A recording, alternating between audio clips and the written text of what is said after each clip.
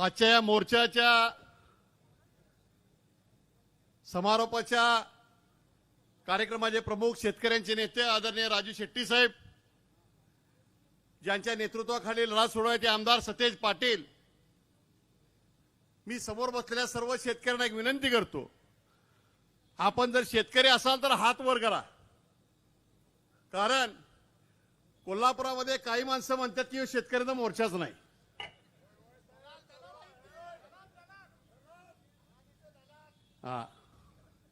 या ठिकाणी येऊन बघा. हरकती घेताना बंटी पाटील साहेब आम्ही सातबारा घेऊन तहसीलदारच्या कचेरीवर गेलो होतो आणि आम्ही सांगितलं होतं की आम्ही शेतकरी आहोत म्हणून.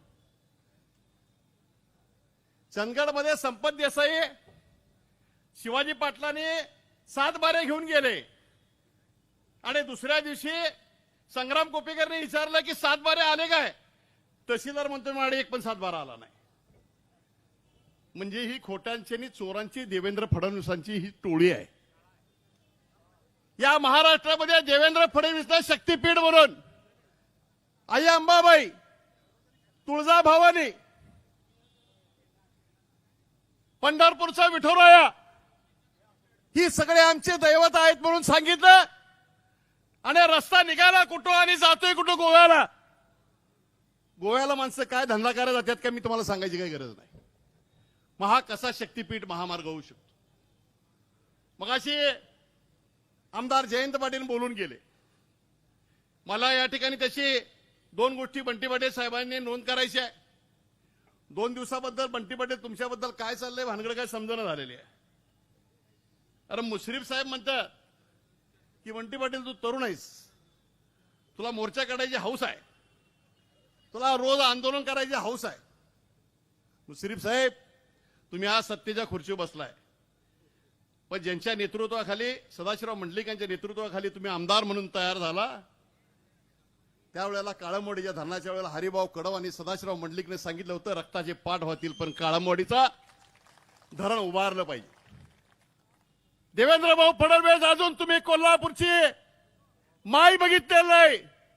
या कोल्हापूरची माय बाप जर रस्त्यावर आलं तर कोल्हापूरच्या विशीच्या आत आम्ही तुम्हाला येऊन देणार ही ताकद आमच्या कोल्हापूरच्या लक्षात ठेवा. अरे एकनाथ शिंदे सांगून गेले रद्द तर रद्द. अरे उद्धव ठाकरेला फसवला माणूस तुम्हाला मला काय फसवायला वेळ लागतो हो. अरे म्हणून आम्ही नाही हे सांगत. दिंडी काढून 3 वर्ष मी असेल, राजू शेट्टी असेल, बंटी पाटील साहेब असेल, पंढरपुरापासून साकडा घालत आलो. राजू शेट्टी तर मला वाटते शिरोळ तालुका सोडून त्या नागपूर पासून त्याच्या खालच्या ह्याच्यापर्यंत जातात. आणि मला म्हटलं की पत्रा देवीचं देऊळ एवढंच आहे म्हणाले. आता पत्रा देवीच्या देवळासाठी तुम्ही शक्तीपीठ मारमार करला. आणि म्हणून तुम्हाला एक सांगतो, एक लढाईचा टप्पा म्हणून आज आपण मोर्चा काढला. लढाईचा टप्पा म्हणून हरकती घेतली. आता हरकती करायची नाहीत, आता सांगायचं नाही. घुराढोराच्या काट्या बाहेर काढा, दांडकी बाहेर करा, मोजणी करायची टकुरी फोडा, रक्तबंबाळ करा. आता आम्ही रक्ताचे पाठ वंदर नाही. कलेक्टर साहेब तुमच्या प्रांताची डोकी फोडल्याशिवाय आम्ही राहणार नाही हे तुम्ही या ठिकाणी जाणून घ्या. अरे बघ, कुठला मामलेदार, कुठला तहसीलदार, कुठला पोलीस इन्स्पेक्टर, कुठला डीवायएसपी, कुठल्या गावामध्ये येतोय ते मी म्हणतो. मनोज फराकट्यांनी मी सांगितलं, मनोज तुला सगळ्यात मोठी तयारी करायची. ज्या पद्धतीनं बिद्रीला पालकमंत्र्याला आपण बाजूला काढलं, त्याच पद्धतीनं या ठिकाणी या लोकांना आपल्याला बाहेर काढायचं आहे. आणि पालकमंत्र्यांना, मुश्रीफ साहेबांना आमची विनंती आहे, साहेब अजून तुम्हाला निवडणुका जिंकायच्या आहेत. मुश्रीफ साहेब एका रात्रीत तुम्ही सांगितलं हा माझा फतवा आहे. अहो कुठं आहे तुमचा जो फतवा रद्द झालेला? का आमची टक्कुरी फिरल्यात म्हणून काय इथे आम्ही मोर्चा काढायला आलोय काय? पालकमंत्री सर्वाधिक गावं भुदरगड आणि राधानगरी आजरातली तुमच्या इथे जातात. निंबा रस्ता जिल्ह्यात तुमच्याकडे जातोय. आम्ही तुम्हाला बिद्री बोरवण्याच्या सभेमध्ये आव्हान केलं होतं. एका कामगारांचा मुलगा या कोल्हापूर जिल्ह्यामध्ये आमदार झाला, पालकमंत्री झाला. आनंदराव आंबेडकरांचं तुमच्या अंगात रक्त आहे. त्यांनी आमदार संपतराव पवार मंडळाच्या नेतृत्वाखाली काम केलेलं आहे. अजून ही जागेवर 10वी चळवळ जिवंत ठेवा. श्रमजीव्यांचे विचार लक्षात ठेवा आणि पालकमंत्री तुम्हाला कळकळीची विनंती आहे, सत्तेची खुर्ची सोडा आणि शेतकऱ्यांच्या बरोबर या आणि शक्तीपीठाला मदत करा. आणि म्हणून एवढंच सांगतो की आता लढाई आहे.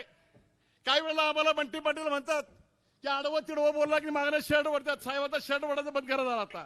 आता यांना ती भाषा आता कळणार नाही. हा, अरे तुम्हाला सांगतो की आम्ही तुम्हाला टक्कर पुढा म्हणून सांगणार नाही. तुमच्या गावामध्ये मोजणी आल्यावर रात्री सांगा, पहिला आम्ही येईन आणि त्या पोलिसाला बघून घेणार आणि सोडणार नाही आम्ही त्याला. अशा पद्धतीचा निश्चय आपण करूया. आणि ही लढाई नाही, ही रक्तहीन क्रांती होणार नाही, ही रक्तासहित क्रांती होणार. रक्ताचे पाठ वाहणार, पण एक ही इंच जमीन आम्ही देणार नाही. जय हिंद, जय महाराष्ट्र.